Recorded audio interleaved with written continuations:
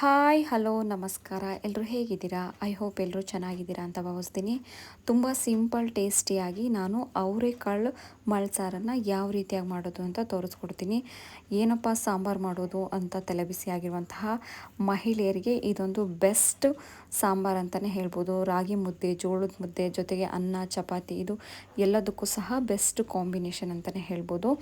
ಮಳ್ಸಾರು, ಹೆಸರು ಕಾಳು ಮಳ್ಸಾರು ಮಾಡ್ತಾರೆ, ಹುರುಳಿಕಾಳು ಮಳ್ಸಾರು ಮಾಡ್ತಾರೆ. ಅದೇ ರೀತಿಯಾಗಿ ಒಣಗಿರುವಂತಹ ಅವರೆಕಾಳು ಮಳ್ಸಾರನ್ನು ತುಂಬ ಸಿಂಪಲಾಗಿ ಯಾವ ರೀತಿಯಾಗಿ ಮಾಡೋದು ಅಂತ ತೋರಿಸ್ಕೊಡ್ತೀನಿ. ನೋಡ್ತಾ ಇದ್ದೀರಲ್ಲ, ನಾನು ಇಲ್ಲಿ 1 ಬೌಲಷ್ಟು ನಾಟಿ ಅವರೆಕಾಳನ್ನು ತೊಗೊಂಡಿದ್ದೀನಿ. ಮೊದಲು ಈ ಒಂದು ಅವರೆಕಾಳನ್ನು ಮೀಡಿಯಮ್ ಫ್ಲೇಮಲ್ಲಿ ಚೆನ್ನಾಗಿ ಹುರ್ಕೋಬೇಕು.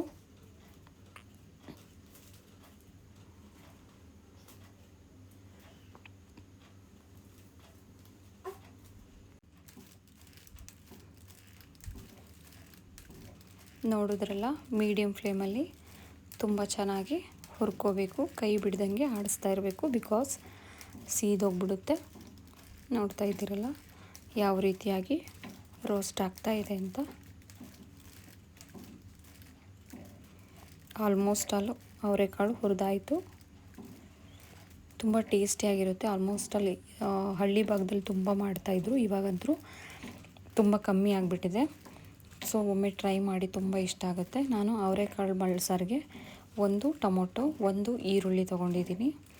ಜೊತೆಗೆ 1 ಬೌಲಷ್ಟು ಹಸಿ ತೆಂಗಿನಕಾಯಿ ತುರಿ ತೊಗೊಂಡಿದ್ದೀನಿ.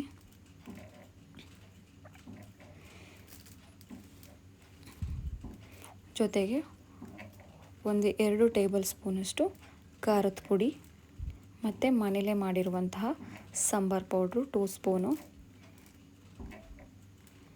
ಜೊತೆಗೆ 1 ಗೆಡ್ಡೆಯಷ್ಟು ಬೆಳ್ಳುಳ್ಳಿ, ಸ್ವಲ್ಪ ಜೀರಿಗೆ ಮತ್ತು ಸ್ವಲ್ಪ ಕೊತ್ತಂಬರಿ ಸೊಪ್ಪು.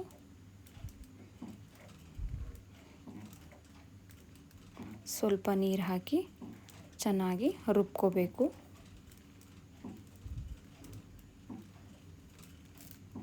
ನೋಡಿದ್ರಲ್ಲ, ನುಣ್ಣಗೆ ರುಬ್ಕೊಂಡಿದ್ದೀನಿ.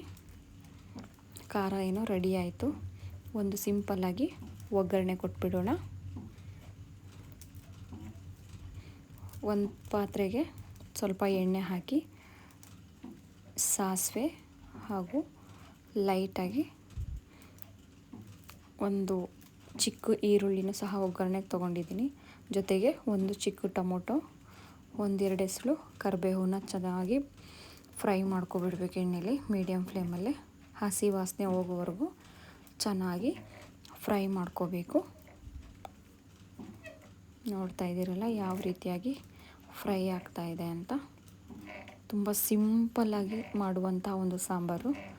ಏನಾದರೂ ಪ್ರತಿ ಸರಿ ಹೆಣ್ಮಕ್ಳಿಗೆ ಅಡುಗೆ ಮಾಡುವಾಗ ಏನು ಸಾಂಬಾರು ಮಾಡೋದು ಇವತ್ತು ಅಂತ ಬೇಜಾರಾಗಿರುತ್ತೆ. ಸೊ ಈ ಥರ ಮಳ್ಸಾರುಗಳು ಮಾಡಿಕೊಂಡ್ರೆ ತುಂಬ ಒಳ್ಳೆಯದು. ಬಿಕಾಸ್ ಮುದ್ದೆಗೆ ಒಂದೊಳ್ಳೆ ಕಾಂಬಿನೇಷನ್ನು. ಈಗೇನು ಚೆನ್ನಾಗಿ ರೋಸ್ಟ್ ಆಯಿತು, ಫ್ರೈ ಆಯಿತು. ಸೊ ರುಬ್ಬಿರುವಂಥ ಒಂದು ಖಾರನ ಹಾಕಿ ಚೆನ್ನಾಗಿ ಕೈ ಆಡಿಸ್ಬೇಕು. ನೋಡಿದ್ರಲ್ಲ, ಮತ್ತು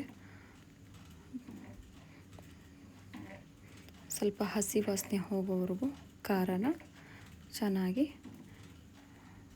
ಫ್ರೈ ಮಾಡ್ಕೋಬೇಕು. ನೋಡ್ತಾ ಇದ್ದೀರಲ್ಲ, ಚೆನ್ನಾಗಿ ಕುದೀತಾ ಇದೆ, ಹಸಿ ವಾಸನೆ ಸಹ ಹೋಗ್ತಾ ಇದೆ.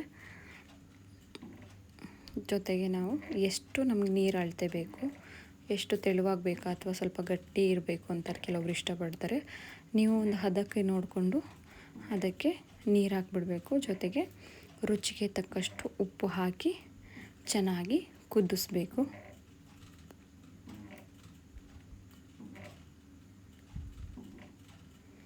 ನಾನು ಈ ಹದಕ್ಕೆ ಮಾಡ್ಕೊಂಡಿದ್ದೀನಿ, ಯಾಕಂದರೆ ಮುದ್ದೆಗೆ ಕೆಲವೊಬ್ಬರು ನಮ್ಮ ಮನೇಲಿ ಸಾಂಬಾರು ಸ್ವಲ್ಪ ಗಟ್ಟಿ ಇರಲಿ ಅಂತಲೇ ಇಷ್ಟಪಡ್ತಾರೆ. ಸೊ ಅದಕ್ಕೋಸ್ಕರ ಚೆನ್ನಾಗಿ ಕುದಿಬೇಕು.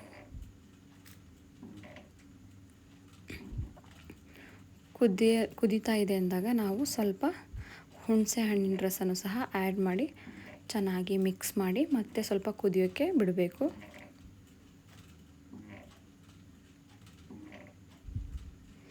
ಈಗ ಸ್ವಲ್ಪ ಹಸಿ ವಾಸನೆ ಹೋಗೋವರೆಗೂ, ತೆಂಗಿನಕಾಯಿ ತುರಿ ಹಾಕಿರೋದ್ರಿಂದ ಅದು ಹಸಿ ಸ್ಮೆಲ್ ಹೋಗೋವರೆಗೂ ಚೆನ್ನಾಗಿ ಕುದಿಸ್ಬೇಕು.